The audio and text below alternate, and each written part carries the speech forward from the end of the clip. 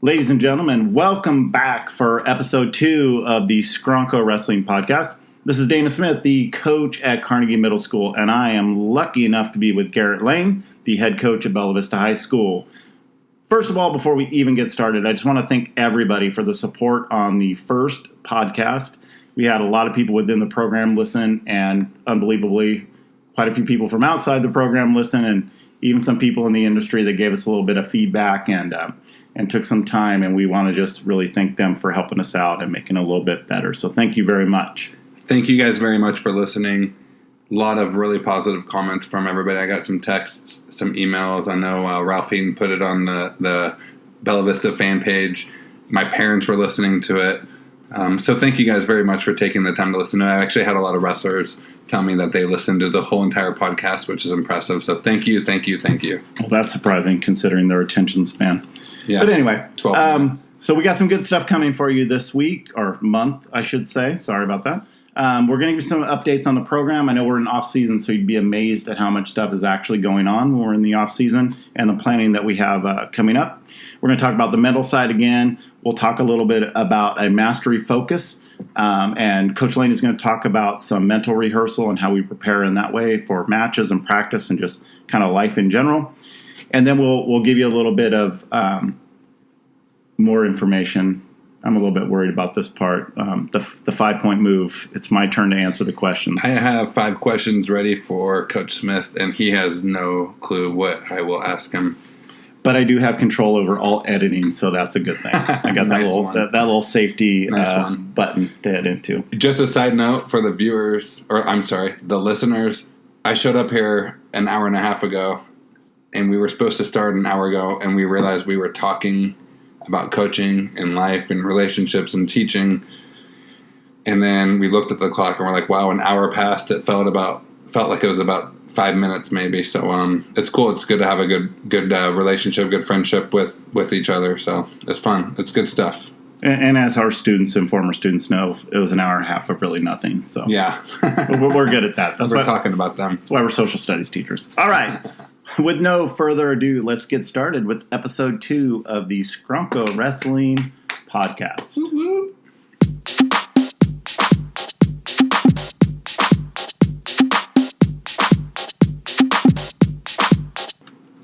All right, let's get started here with some program updates. Coach Lane, you are the master of the information on what's kind of been going on and what's coming up. So why don't you give us a little more information on what is happening with the program? So thank you, by the way. We took all of August off just to give everybody a physical break, mental break, because we've had so much commitment from our team over the spring and summer. So we took August off, let the kids get back into the flow of the new school year. And once September started, we got back to work pretty much. And we are working hard already. This week we were in the weight room 2 times, and we had a day off from Labor Day and a minimum day. So next week, September 9th, we start going into the wrestling room on Mondays and Wednesdays after school. We will get in there after school until about 4:40 in the afternoon. Just get in there and get some timing down and conditioning down and technique down and just wrestle and get better. And I don't feel like we even have to get back into shape because we kind of stayed in shape all spring, all summer, and the commitment from these kids has been phenomenal. And then on Tuesdays and Thursdays, we are in the weight room and we are working really hard. We have a really diverse amount of workouts that we're doing. I actually just got contacted today by an alum who is a strength and conditioning coach and wants to come and help us out for free and just volunteer his time for us. So I'm going to start working with him. And again, the alumni coming through. I love it. It's a great way to measure, right? Absolutely. Our impact and absolutely. Our predecessors' impact. So Mondays and Wednesdays we're wrestling. Tuesdays and Thursdays we are lifting. Fridays we are taking off. Sundays starting on September 15th. Every Sunday for about 5 weeks, there will be a tournament, a folk-style fall tournament, where our wrestlers can go and get experience. We don't care about wins or losses here. I mean, it's nice to get a win. I'm not going to lie and figure out how to get a win. I mean, why else are you in sport, right? That's the definition of sport, almost, to get a win over someone else. Well, it's that measure of growth, and I think especially when there are low stakes involved as far as it not being during the season and those team scores mattering. It's a great opportunity to go on the mat and test yourself and see where you need to go, because those kids that are wrestling during this time of year tend to be the best of the best. So I agree. Go figure out where you are and figure out what you need to do to match up to those kids. It's just a great opportunity on those Sundays to go out there and measure yourself and see where you're at, and especially against some of the better kids in the area, and start getting in shape and getting your timing down and wrestling other kids outside of your own room and outside of your own program. So Absolutely. I highly encourage every single person to go. They're really cheap. You show up, you get some matches, and you go home, and usually in time to watch some football in the afternoon. So the first one, September 15th at McClatchy High School. A week later, it's at Rio Linda. They're all local. Sierra College has one. Natomas has one. Casa Roble has one. They're all really close. Yeah, no. I've never heard of them. So Monday, Wednesdays, wrestling, Tuesday, Thursday, lifting, and then Sunday tournaments for the kids who can make it. And if you can't make it, it's 100% okay. We also have a really strong group of kids participating in fall sports. So just today, I asked Bruce Marlott, how many miles did you run? Every time I see him, how many miles did you run yesterday? He's like, we only ran 8 miles yesterday. It's funny. I see those guys out running their cross-country workouts when I'm out riding, and they barely recognize me, but I always get the yell out to, hey, Coach Smith. But it's so fun to see them out there working out, and they have a great program going there. Cool. And we have kids in water polo, and we also have a lot of wrestlers playing football, and everybody else is out there training with us in the preseason training. The first day of practice, we had 20 kids. Yesterday, we had 28 kids. That's excellent. That's awesome. That's awesome. And then you count all those kids out doing another sport, and that's all about like just becoming better people, better athletes, growing. Fun.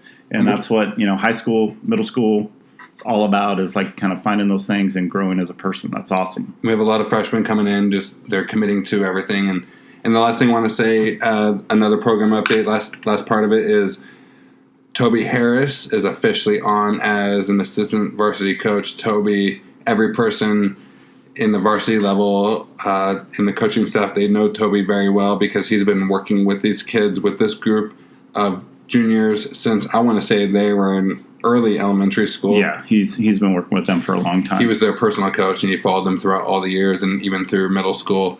Once they reached high school, he kind of took a step back and let the coaches coach, and he was more of a dad, but you probably noticed him in the chairs a lot just because he's been there forever. He has a ton of experience coaching varsity wrestling. His dad coached varsity wrestling for a long time, and I could not be happier to have such an experienced, awesome person helping me out this year. And honestly, we have a first varsity and second varsity switching it up a little bit this year, and he will be with his son every single tournament, obviously. So that's a great get. Toby worked with us a lot while Danny was at Carnegie, and I had a blast coaching with him. I can't even tell you how many times I turned to him during matches, goes, what should we do here? Just to get his, input on that. And he's always just calm, sound advice, knows what to do. He's great with the kids. You will have just a great time as a coach working with him, and the kids will benefit a ton from him being with you in the room and with you on the weekends. And he's just a good person. Absolutely. He's just a good person. Right. That's the most important thing, right? Yeah. That's number one on the hiring list is just to get a good person. He's just a good guy. And no, it's funny, real quick, Dana. Last year in the playoffs, I was sitting with him in the stands talking about what I'm going to talk about today. We were talking about using a mental rehearsal, and he had actually done that a lot of times with his athletes in the past, and we spent all day talking about it. It was really cool. So he knows a lot of the mental training as well. So it's really cool. He's a positive guy, a great guy. So that will be really, really good addition to what you're doing. That's, again, another great thing to add to the program. Not that we're really adding him because he's always been there. He's been there. He's been available to us, but having him more in that kind of official capacity will be a great thing. It's all you now, Dana. All right. What's going on with Carnegie? Well, really just kind of doing some planning as we get into the year. First thing is, and we did this a couple years ago, your juniors, seniors will remember this. We're going to hook up with Pin Cancer again. But this time, instead of it just being Carnegie, we're going to get BV and Carnegie involved and compete against each other a little bit with some fundraising. And that fundraising goes towards St. Jude Children's Research Hospital and Child Brain Cancer Research. we'll register the team in October, and then when the season gets going, we'll bring in some computers and get the kids all signed up. It is a great cause. It's a great way to get our kids to show gratitude towards the community and give back a little bit. And I was just absolutely amazed with our results last time. I think we were the number 3 team in the country in fundraising. Yeah, amazing. It was awesome, and it just really brought us together in something besides wrestling and in our parent community. And well, it helps the kids see the bigger picture of things. We're not just here to win, right, or at all costs. Right. There's making a difference in life too, and giving back to others. Yeah, and you're using sport as a tool to teach life lessons. And if you guys haven't known, but Coach Smith and I, we've both been affected by cancer tremendously, and I'm sure so many of you guys and girls listening to this have been personally affected by cancer and or will be. I think that was it was really something I wanted to do as kind of a way to honor my mom, and through what I was doing and what she loved sports when I was growing up, and that kind of inspired it. But what I didn't expect was how many people came to me and how many donations were made and saying, hey, this is in the name of my grandma or my aunt or my brother or sister. And just it snowballed, and it was this great thing that we did, and it felt good at the end, and it wasn't about like trying to get any publicity or anything. It was just like we did this great thing and made a difference in the world through our wrestling. We did it through this sport, so it was absolutely fantastic. So I'm super excited. Like you said, both of us have been impacted by cancer, and I don't think there's anybody walking around out there that hasn't been in some way. So I'll just put it out there that, cancer sucks big time. I used a different word to describe cancer on my notes. But I put it in junior high terms for you. Thank you. All right. So we're excited about that. And I mentioned it to Garrett, and he was all on board right away. Like, yeah, let's do it. So we're excited about that. If you think about the strides they're making in cancer research and technology, just ever since recent stuff I've gone through, and if we can even make a dent in helping that at all, and possibly helping kids in the future, oh my gosh! I mean, just what a great cause. We will wrestling. I mean, that's so cool. It all makes a difference, and we'll help make that difference too. We have Carnegie PTSA. I approached them last year about co-sponsoring through our athletics funds to doing some work with Positive Coaching Alliance. So we have on October 17th, we have a Second Goal Parent Workshop coming up. You may know the guy who's going to run that workshop. His name is Dana Smith. He's so. I tried to get somebody better, but he was available. So I'm doing some workshops for Positive Coaching Alliance, and it's been absolutely a great experience, and their stuff is absolutely amazing. So we're inviting all parents of athletes at Carnegie to come. We got 100 spots, so I would really, really like as many of our wrestling parents to be there as possible. So if you just shoot me an email saying that you can be there on October 17th from 6 to 8, I would love to have you there. We have some great stuff to offer. Is this at Carnegie? It's going to be at Carnegie in our MP room. So it's really good stuff, and I'm not going to put anything out there that isn't worth people's time. So it's a great way to get parents to understand how we're going to focus on life lessons, and that's where they can best support our coaching staff and any other coach that our kids are ever working with. We'll also get some of our wrestlers involved with a triple impact competitor workshop from PCA. I have one of my buddies that's also a trainer with PCA. He's amazing. He's going to do that one. So it'll be Carnegie athletes, but it will also be athletes from the other 7 middle schools in San Juan as well. I've invited them to send 5 athletes from each of their schools, so we can kind of get that environment going throughout. And I've invited some stakeholders from the community, like Fair Oaks Lacrosse is sending somebody, and I've invited people from Fair Oaks Orangeville Little League. And I love that camaraderie that you guys are building with each other. That's beautiful. And I think it's just building, if we're going to try to change that culture of youth sports in our community, then we need to get as many people involved as possible. Especially the parents. San Juan Unified has been super supportive of training our coaches with PCA stuff. Good. So I'm really excited to have those 2 things going on, and we'll get some wrestlers involved with that triple impact competitor. And the last thing, really quick, we did this last year. I have a book called The Young Champion's Mind by Jim Afremau. He's absolutely amazing. He's given me feedback through Twitter. He's just absolutely a great sports psychologist and one of the best sports psychology minds in the country. I have his book that is written for junior high school athletes, so come check those out for me. and give that a read. I think it'll give you a really good preparation as we go into the season and the things that we try to work on through that mental training and sports psychology. So lots, obviously, hearing from Coach Lane and what we're doing at Carnegie, which is really kind of the same stuff because we're attached, but some great stuff going on. It's exciting to think about the season that's coming up for the program as a whole. It's coming up soon. Winter is coming. Right. So, yes, winter is coming for sure. Watch out for that icy dragon. All right. So some great stuff coming up. Please, parents, if you can get involved with that workshop, that I think will be great as we move into the season and we're all kind of on the same page of what we're trying to do. And it's a good workshop. It's been fun to do that with some parents at some other schools and some other programs. All right. So that's it on the updates. Nicely done.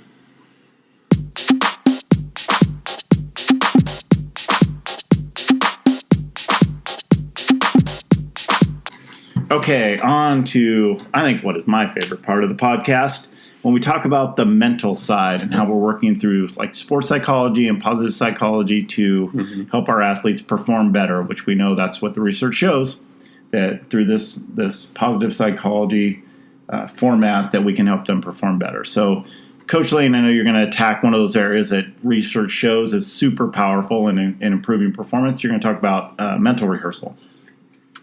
As you were speaking, it reminded me that almost every coach I ever had in my life was like, wrestling is 90% mental. It's 90% mental. And that's where they stopped. They did not go into any sort of detail about what that mental process is. A couple of them did, honestly, and through their actions and through modeling and stuff, but they weren't able to really describe it in specific details. And we have kind of taken it to that next level, I feel like, and we can describe what those are. And one thing that we are doing at Bella Vista, and I know Carnegie is doing this as well, is we're using a mental rehearsal, a pre-competition mental rehearsal, where we even plan for adversity. Out of every tournament I've ever been to or any competition I've ever been to, for me personally, in any sport I've ever participated in or ever coached in, nothing has ever gone to script or gone to plan. So we need to prepare for that. Kind of like life. Yeah. So things don't go perfect. We can plan for that adversity, and then we can have a trained response to that adversity ahead of time. And usually what I like to do the day before a competition, Coach Lee and I would do this. We would bounce back and forth, and we would start out as the team overall. And just from the mental side of all this, the more personalized this is, the better it gets. But it's really tough when you have, 30, 40, 50 kids on your team to do this for every single person individually. But we use a mental rehearsal the day before where we describe the day that the kids are going to go through the very next day. So if it's a dual meet, I talk to them about waking up in the morning, setting their alarm, focusing on their senses, eating breakfast, getting dressed, going to school, focusing on their classes and segmenting their day and really just being in the moment and not stressing about something that's going to happen later in the day, because there's literally nothing they can do about preparing for their wrestling match later in the day. Let's be in math class, let's be in English, let's be in history, let's be in PE. Just being in the moment throughout the day. And we give them a lot of skills to do that, and we actually describe in detail using the senses what they're going to go through throughout the day. And then when we get to competition, we go through the warm-up, the weigh-ins, everything, and we get to their match. And I truly believe in using the senses to their full advantage to talk about the smells when you walk into a gym, what that gym smells like, the bright lights, what it looks like, what it's going to be like. And I think that's super crucial. I think a lot of times when we think about mental rehearsal or visualization, it's visual. It's what does it look like through my camera? Or is that above, or is it through my eyes? And I think those other senses have to be involved too to really put you through the experience for sure. Yeah, and honestly, and then I talked to the whole team, every single person about warming up, getting ready for their match, and then they have their first match, they warm up, they have a sweat going, they go and check into the table, they walk out to the center of the mat, they put that ankle band on, and I just get as detailed and as personal as possible. And I even talk about that smell and putting their hands on their opponent and hearing the whistle blow. And as I'm saying this, I'm almost like wrestling a match in my mind right now. And from all the the studies and from everything we understand from neuroscience that describes the interplay between artificial stimulation, which is a mental rehearsal, and an actual live experience. Every single piece of evidence shows that the brain actually has no way of differentiating between the two. So to my brain and its control of my systems, there's no distinction between me taking a visual rep, where I envision myself shooting a free throw, versus actually physically completing the task. That doesn't mean that you skip practice and you just watch yourself shooting high crotches or shooting fireman's carries all day in your mind, but your brain can literally not tell the difference. But to extend on that, what it does mean is that those times when I'm injured and I can't get out there and shoot those free throws or do those high crotches, that mental rehearsal is replacing my practice when I can't physically get out there. Because like you said, your body doesn't know the difference. It doesn't build the muscle, but it builds that muscle memory through that mental rehearsal. So that's great stuff. Yeah, and that's exactly where it is. And just using the mental approach to sport to your advantage and actually having a trained response to these rehearsals. So throughout the season, I'll usually use a mental rehearsal at the end of practice, the day before a competition, whether it's a dual meet or a tournament. I'll usually turn off the lights, all the wrestlers lie down, close their eyes, and listen to my voice. I get extremely specific about the smells, feelings, sights, etc. And I start my mental rehearsal. And it's really important when we do these mental rehearsals that we plan for adversity, because the ideal situation is an illusion. It's a true illusion. It's fake. It's fake news, basically, right? There's never been a sporting situation, like I said earlier, that has been ideal, which means we prepare for reality. We've had to prepare to respond to reality with a proper trained response, with positive self-talk. But I think that's what you just said about that being prepared. It's preparing for any moment. So when the moment happens, maybe it's not exactly what we talked about preparing for, but it's close, and that we're not winging it. If something turns and it's not going perfectly, we're not winging it in that moment. We've rehearsed it mentally. We've talked about it. We have a plan, and we know how to react in that moment instead of winging it, because that second you think about winging it, it's too late. Yeah, and if you have a prepared, trained response to any sort of adversity at all, it's okay. I've already been there. That's it, to adversity. Because it doesn't matter the specifics of the adversity. It's adversity. Yeah. And how do we respond to that in that moment? And honestly, I'm think about this skill for the rest of each of our athletes' lives. I mean, they get fired, or they don't do well on a test, or they have a tough go in a relationship, or anything in their life at all. Or like some other teachers, not you and I, of course, but some other teachers where we think we have the perfect lesson plan, it goes wrong in the middle of it. Yeah. Are we ready for that or not? Yeah. Again, not talking about us, other teachers. Yeah. Like Mike Lee perfect. Or something. Yeah, somebody Mike else, not us. So basically, planning for adversity, have a trained response, and when you have a trained response, you have positive self-talk, you have positive reframes with relevant information. We prepare and anticipate a situation, and we train for it. So basically, the whole entire goal is to have a proper trained response to any sort of adversity at all. So when you get there, what happens with athletes or us, or any human being at all, if something goes wrong, so if you're in football and you have a turnover, you have a bad play, or you drop a catch, all your brain does is it starts focusing on the negative. And what we can do is we can stop. We can use a cue word to tell ourselves to stop. And the more personalized it is, the better. To stop, shelf that thought. That's fake. That's in the past. I cannot change the past. I literally cannot change the past. But that's the thing. It's back to the controllable. I'm not controlling what just happened.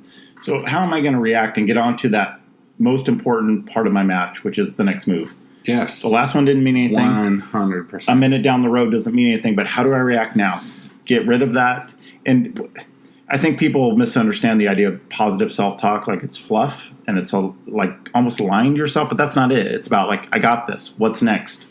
Not getting down on yourself, 100%. but talking about like, I'm prepared for this. Let's get on to the next thing. And if I'm shooting 2 free throws and the first free throw I missed, there's literally nothing I can do about that. But what happens to a lot of athletes is they tend to follow those thoughts and they dwell in the past, and then they start thinking negatively about the situation, and they're going to miss the next one. And using a cue word, that's the more personalized it is, the better, and it gets them to stop, calm down, shelf that past, which makes them realize, like, I can literally do nothing to change that past. Let me go through my rhythms again, go through my normal rehearsal again, and let me try again. Right. And doing that for each of our athletes for any sort of adversity, whether it's I thought I was going to be up in 2 matches, and there was and I had 15 minutes to prepare, and all of a sudden there's pen, and I'm up now. Okay, now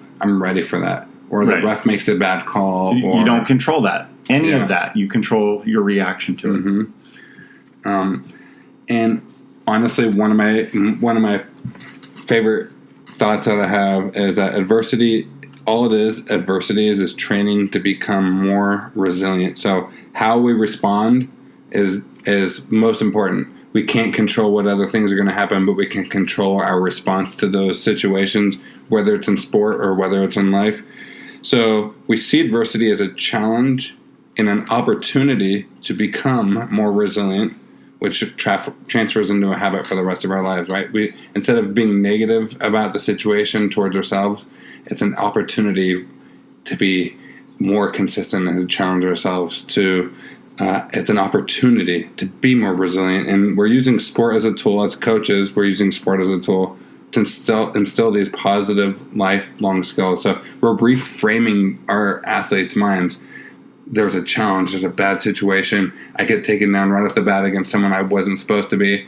It's an opportunity. Okay, this is adversity. This is an opportunity for me to show how resilient I actually am. I don't think we can emphasize enough how we view the wrestling room is just another classroom. The football field is another classroom. The basketball, we're still teaching, and I think almost more teaching these valuable life lessons that carry over to the math test and the history test and that boss that yells at me, and how do I bounce back from, I can't control his attitude towards me, but I can control how I respond to it and how I make things better. And the last part I want to say here is just the more personalized, the better. But I use keywords, test keywords to get the kids back to the moment and get them to. We use one word that describes the whole entire situation. I can't change the past. I need to shelf the past. I'll deal with the past later. But the reality is right now, this is what's happening this exact specific moment. I'm in this position. And all of that you're doing with the mental rehearsal builds right off of what we're doing at the middle school level, which is almost more of like a Mad Lib of mental rehearsal, where I've written out a script, those move parts that they like to do, their game plan, basically they can plug into it. But it's built off of our outdoor match and walking down the stage, and they can take we ask them to do it right before every match at a tournament and before the dual meet, so it works I love that. with what you're doing. I love that, them having a go-to move, something they're looking for, right, instead of just going out there blind and just waiting for something to happen. They actually are taking action and they know what they're going to do, and that's a lot of the mental rehearsals. Is we prepare for hours before the competition, but then we prepare for the actual match in the competition, and we plan for adversity, and the kids know what they're going to do in that exact moment, right when they're getting in there. And what I love, the most overall thing, and I'll finish with this, is that when they get to the match, their first match of the tournament, which I'm always most nervous about the first match, and I think kids probably are too. But guess what? When we do the mental rehearsal, in their minds and their brains, they've already been there. Right. That first match is over with already. It's already over with. They did it before. The second match is already over with. Right. The third match is already over with. They've already visualized themselves going through all the processes, and they do not care who they're wrestling, because they're the same regardless. And if there's there's a bad call from the ref, they have a trained response to it, and we're prepared for it, and we've already dealt with it. We've already individualized every person's specific response to that adversity.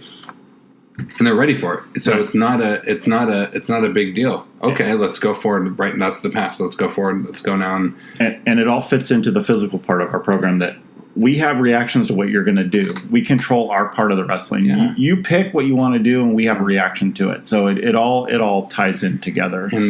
And I think it all ties into what we're focusing on too at the middle school program. And I do this in my classroom too. We're going to focus on mastery. Mm-hmm. There's kind of two approaches to things in life, and especially sport. We can have an ego-oriented focus on what we're doing, where it's all based on the scoreboard. Did we win or lose? We're comparing ourselves to other people. Or task-oriented. Right. Or task-oriented, which is what we're going to focus on. Because that ego focus of it's all about results, it really ends up being you build athletes that don't have resiliency and they don't have grit because you either win or lose. It's not about bouncing back. It's like you turn into winning at all costs. So absolutely, and what we call a whack coach. Yeah, and then if you have coaches who are all about the outcome, then the athletes go out there and they're wrestling, so they're in a way where they're trying not to get yelled at by their parents, or they're not trying to get yelled at by their coach, right. Or they're wrestling because of those extrinsic external factors instead of wrestling for themselves. Absolutely. And they lack resiliency, they lack optimism, they lack team cohesion, because it creates a situation where you have to compete against your teammates for spots. It's not about working together as a team. It's about me putting results up on the board, and it takes away from that team cohesion. Well, they lack that intrinsic motivation, right? Because they're doing it for someone else instead of doing it for themselves. Right. And within anything in life, I mean, all the science shows that when people are motivated and they want to do something for themselves because they made the decision, they are so much more motivated. Right. So what we're going to do that is to keep the motivation kind of in their control and what they're doing. We're going to focus on effort being our measure of success. Did I give my best effort, what I had on that particular day? And it's important to understand that level is not the same every day, right? I don't feel well. I have a cold. I'm coming down with the flu. My girlfriend just broke up with me. My parents wouldn't take me to Dutch Bros in the morning. My effort, my level I can give is different every day, but no matter what it is, I'm going to give that top level of effort that I have that day. And as we do that and focus on that mastery of the task at hand, whatever part we may be in practice, that we're just focused on mastering that, we're more persistent, we have more grit, the team cohesion is better because we're working to improve together and problem solve together. So we're all getting better at the same time to improve the team. Elite athletes that are task focused, they credit their success to being mastery focused, that it wasn't about winning, losing, or medals. It was about, I'm going to master this task at hand. And when we do that, the performance takes care of itself, right? Mm-hmm. Control my effort, what I'm learning, how I'm responding to mistakes. You control what others cannot control, right? So you control everything else that other people cannot control. What you can do. And just to interrupt you real quick, but one of those things I talk about is the commitment to getting every single rep done, regardless of anything else that's happening. And which goes right back to effort. I'm committed to whatever my level of effort I have right now. That's what I'm going to give. And I feel like that's one way to measure your effort. And I just want to give a shout out to every person that was at the workout yesterday. And we had a handful of kids show up late. And Carson Lee, I want to give a huge shout out to Carson. He knew he was going to be late because his ride, so he rode his bike to practice instead. He showed up late. They had a run already done. He went and did the whole entire run. And I switched up the workout yesterday. And instead of doing 15-minute stations, I had, depending on the station, I had either 4 sets of 10 or 5 sets of 10. And I challenge every person to commit to every single rep and do not move to the next station until you finish every single rep. And honestly, we had 28 kids there yesterday, and every single person got every single rep in. And when practice was over, there was actually a handful of kids who asked me, they said, "Coach, can we keep going?" And it was a brutal workout. It was, and they're dead. And I talked to every kid today, and they were all so sore. But it was exciting to see those kids commit their commitment levels, which is the effort, what you're talking about. I mean, that's one way you can measure the effort. Did you hit every rep? Could you have done one more? why did you quit early? And yesterday they did everything. And I was so happy yesterday. Right. I'm happy now. And they're more likely to go back and make sure they do that when it's about them, not about, I'm going to do this because I don't want the coach to yell at me. That doesn't, 100%. It doesn't work. It doesn't get the performance out of them. And it doesn't because if you're working to not get yelled at or not get punished, you will never stretch yourself. You'll never work to the point of, oh man, I might make a mistake and get yelled at. But if I'm not going to get yelled at for a mistake, then I'll try stuff that I'm not good at already, knowing that I'm not going to get yelled at. That anxiety goes down, and then your self-confidence goes up, where you can perform better as you go through that time. I love when I see a wrestler try something new. I get excited about that, within reason, But that's the point where they walk off that mat, even if they lost that match, and go, you know what? I love that you tried that move that we've been working on. Yeah. So you didn't hit it. So what? We'll hit it the next time. Go back to practice and we'll try it again. And then they'll try it again and try it again. And then a month down the road, they're that much better because they've stretched themselves and they weren't afraid about, I'm going to get yelled at or. And then you can measure that too. It's like, okay, you tried it in a match. That's a huge progress in your development as a wrestler or an athlete or individual. And we'll go back to the practice room, and you failed. It's Let's feedback. go back to the practice it's all room and try it feedback. again. But guess what? Those are the skills that our wrestlers are going to have with them for the rest of their lives, right? I went and tried, I applied to this job. I didn't get this job. You know what? Let me go back to the practice room and build up my resume again and try again, and I'll apply to another job. Right. And I won't ever give up that grit, that resiliency. Or you even get that feedback from the person that interviewed you, where you send that email. Yeah. I was really excited to interview with you. I think you have a great company.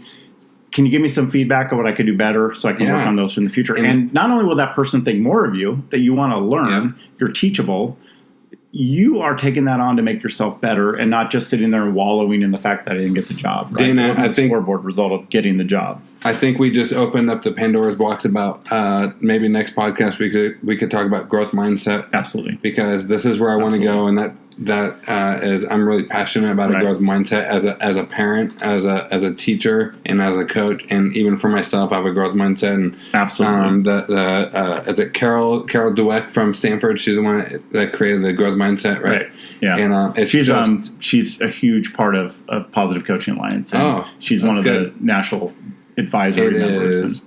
She's fantastic. So. That's where I'm going. Right. So, and that will, let me finish up with this. I want you to finish with the Elm stuff. Yeah, I'm going to finish up with that because it actually is all totally based on growth mindset stuff and what Dweck says, which ELM stands for effort, learning, and mistakes, meaning ELM. Right. I always give my best effort no matter what that level is. I have a coachable spirit, and that's super important that we're willing to learn.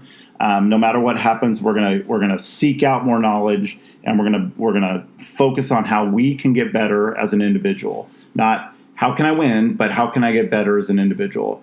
And that's where our saying at the end of every practice, we ask 3 people on the team, how did you get better today? Yeah, because that's what it's all about. On the positive. And I don't care how small it is. It doesn't have to relate to wrestling. It just has to be, you know what? I had a bad day in class day, but yet I got in the room and I worked as hard as I could. Then you got better that day. Oh, my gosh. And then lastly, how do we bounce back from mistakes? How do we get past that, like you said? Respond to it. How do we respond to mistakes? Because everybody's going to make mistakes, and they're okay. And I would honestly argue that they're essential. Mistakes are essential to your growth as a wrestler. You have to fail. You have to lose. As long as you look at them and say, this is a teachable moment for me. How did that mistake happen? What do I need to work on to make sure that mistake doesn't happen again and bounce back from it? And it goes back to what you're talking about, like task cues and even a mistake ritual where you go through an actual physical response to a mistake. And that's the necessary part of it, that it's physical, like brush it off or flush it. You missed that whatever it might be. You have 2 free throws. You missed that first free throw. Right. Okay. You still have another. Yeah. That's that comes from some great sports psychology stuff in Cal State Fullerton baseball team, and they were, I think, at 500 record and not doing well, and started that mistake ritual of flushing it. And if you go back and look at those interviews at the College World Series, they say it all the time. We didn't have a great outing yesterday. Well, I just have to flush it and get ready to go with tomorrow. And they had a little toy piggy bank toilet thing in their dugout. Yeah. That if they would strike out, they'd go in and flush it. But it's... Baseball players are some of the best athletes, actually, because they have so much practice on a daily basis. At being unsuccessful. Yeah, and they just you're a 300 hitter. You're a master. What's that guy? And this is literally off the top of my head, but I think his name's like something Longoria from the Yankees. Eva, or I don't know, but he now plays for the Giants. Giant third baseman, yeah. Yeah, I suck. But no, but early in his career, I was talking he about. He played for the Marlins. Marlins, yeah, that's what it was. Yeah. But I remember reading a story about him where, for him, what he did, he looked at the foul post hole. Right. And because every field has one in the majors. And after every swing that he took, he looked up there, and that was his reminder to flush the pass. Right. Get in the moment, and the next bat up, and go back to his rehearsal. Right. And his routines. And to be in the moment and literally forget about the past. And later on that night, the next day, he would maybe watch film or something about something. But at that moment, he's already over it. He's not having back to mindfulness. Be in the moment. Yeah, be in the moment. That's another thing I use in my classroom. And actually, Dana, before we started the podcast today, we were talking about how he was using mindfulness in his classroom. I was talking about how I also use mindfulness in my classroom. And that could be a whole other subject one night, and we could go off forever. So, well, that's the great thing about the mental side portion here is we have so much that we can go into and talk about mistake rituals and task cues and mindfulness, and we have a lot of stuff. So, let's go on to the next segment. Are you ready? All right. Well, I have 5 questions for you. I have to go prepare. I'm going to go study up. We'll be right back.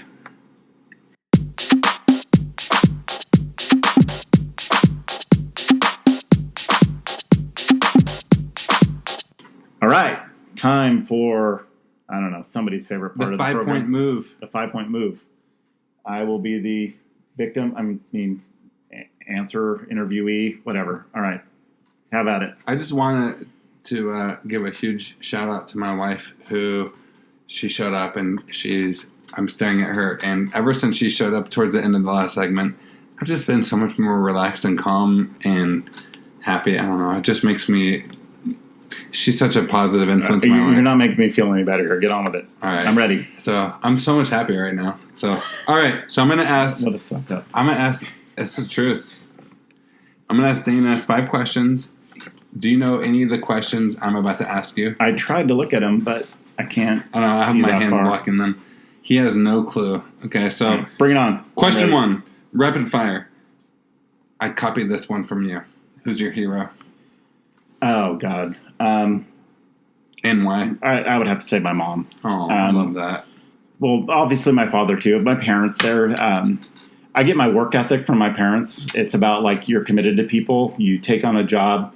My mom was super hardworking and just an amazing person. And when she went through her battle with cancer, it was when she was diagnosed, one thing she said was like, this wasn't the way I wanted to go out.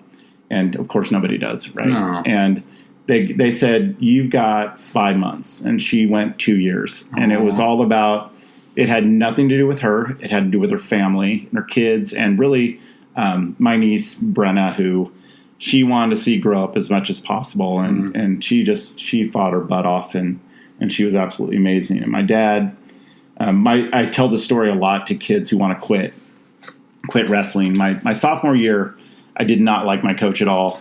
And he, like one practice, said, if you guys just want to goof around, why don't you leave? And I was in a really good program at Bella Vista, and our JV room was amazing, and he just was not a good person. Aww. And I wanted to quit.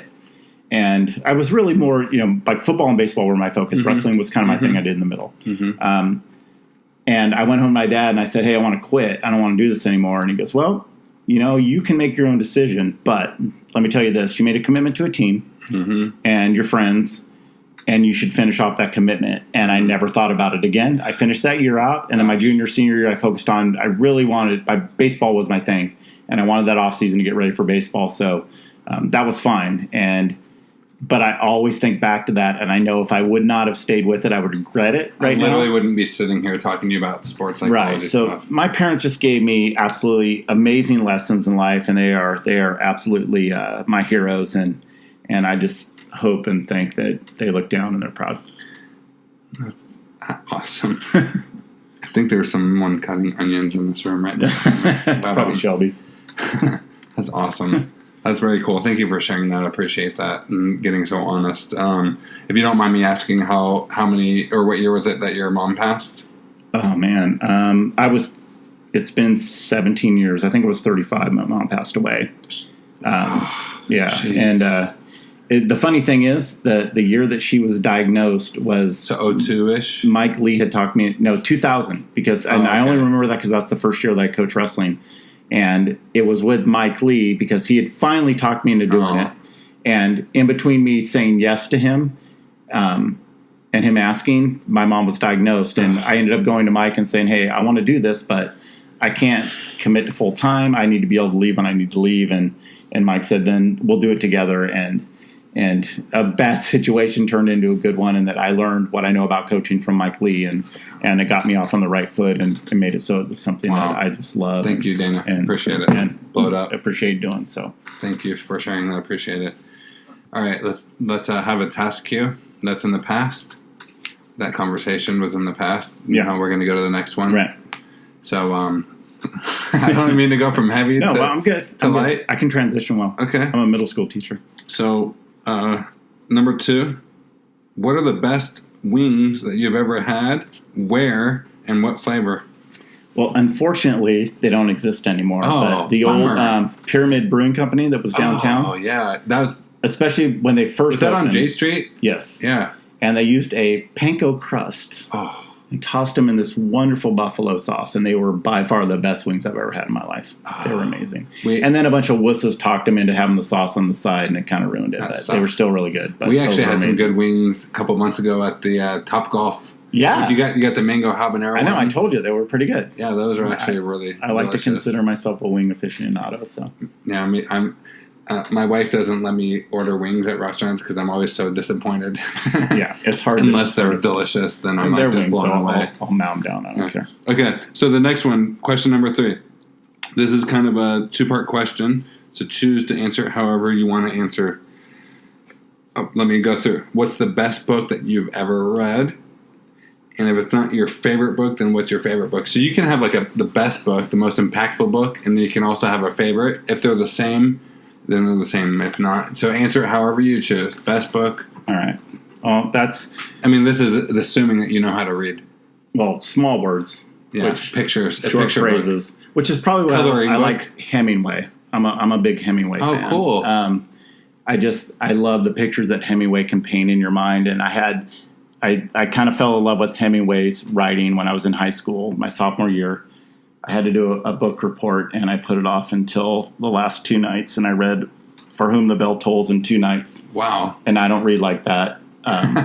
But it was just, I got sucked into it. I started out having to read it, and I got sucked into it. So kind of anything Hemingway, awesome. I'm super happy with, but that was kind of my first thing. Look at this guy with like the literature stuff. I know.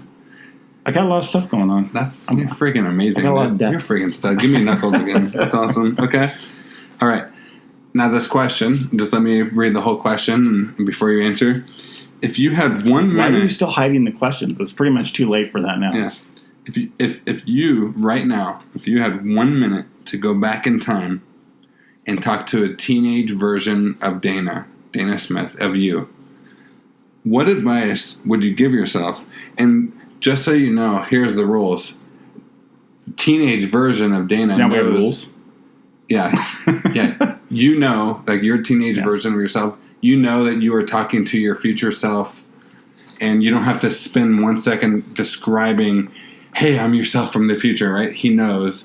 And so what advice would you give yourself? You're maybe any teenage year, 17, high school, middle school age. What advice would you give yourself? And you have 1 minute just to tell yourself something in life. What would you say? You're smarter than you think you are. I love that. And that thought comes out of our master's program. I always kind of had this like back in my mind belief that I was a better student that I gave myself credit for. And being in that program and being challenged by somebody who's one of the smartest people you'll ever meet in your life, and pushed you, just believe in yourself. You're smarter than you think you are, and put it out there. I love that.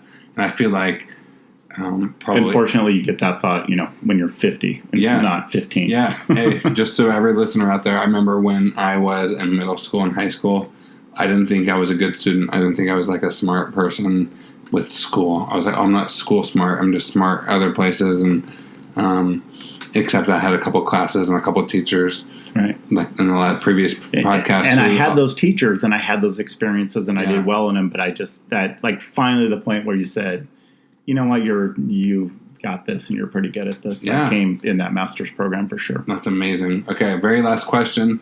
Another heavy question. I only had one fun one this time. Why are you a coach?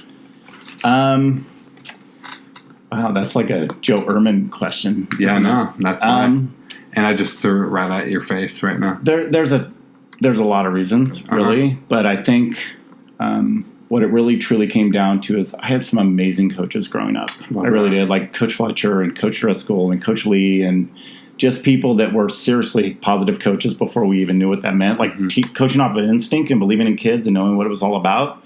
But also then it wasn't about getting scholarships and stuff too. So it was different. It was different. They weren't outcome oriented. No. It was about, and the thing was, we were super successful. You know, we were a line of guys that weighed 165, 170, 180 pounds. And that was the last league championship that Bella Vista won playing football. But it wasn't because we were 5-star recruits. It was because we believed in each other. Our coaches believed in us, and we got after it. You know, we wanted to do well, and we worked really super hard. And I think, honestly, when I was in college, my intent was to become a high school football coach or high school baseball coach and teach at the high school level. And I just happened into Carnegie, and the first sport I coached was track and field. Never ran a day of track in my life, but that was the point where it's like, it doesn't matter what it is. I'll figure that part of it out, but it's about kids and getting them connected somehow to their school where that will feed into the classroom and just make them better people. It's just about using sports, again, as a tool to, and it's not necessarily just to get them connected. I can teach a ton of lessons in that wrestling room and out on that track, and I can get them connected to their community and do so. It's such a wonderful job. It's not a job. It's a wonderful role in life where you know that you can look back when you're that old man, and no, I'm not that old man yet. I'm getting there. But where you can look back and say, no, I made a difference. I did something with my life that sent out some ripples that will impact a lot of people. And if you do it the right way, it will. And that's, it's not about your own ego. It's about, how do I give back what was given to me? How do I make my community better? How do I build on the traditions and the learning and the love of the game, and being able to look back when they're old men, old women, and say, those were good old days. I had some people that cared about me and wanted to make me a better person. And whatever the venue is, it happens to be wrestling or track or teaching history or talking to a kid in the hallway. It's about, how do I help other people learn more and just become better human beings? That's it. That is beautiful. That's awesome. I love that, and I literally have no response to that, but I just know that all those people, all those human beings are going to pay it forward, and there's a long-term ripple effect for that, and I want everybody to know how grateful I am to have you teaching those life skills to the middle school human beings, and then they transfer into me. All of it. And we say that, and that's totally true, but honestly, we get more out of it than we give. Oh, yeah. It's hard to explain. Literally the most rewarding, it's amazing. The most rewarding job in the world.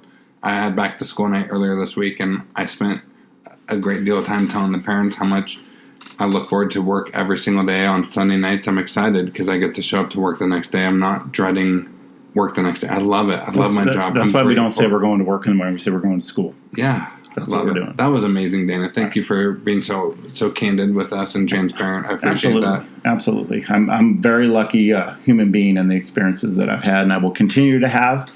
And with that, this experience is over. And we will see you in 1 month for episode 3, hopefully. So take a listen, pass it on to other people, let them know what we're doing in our program, the great things that are happening out there. Whoop, whoop. From Coach Smith and Coach Lane, we thank you. Go Scroncos. Scroncos.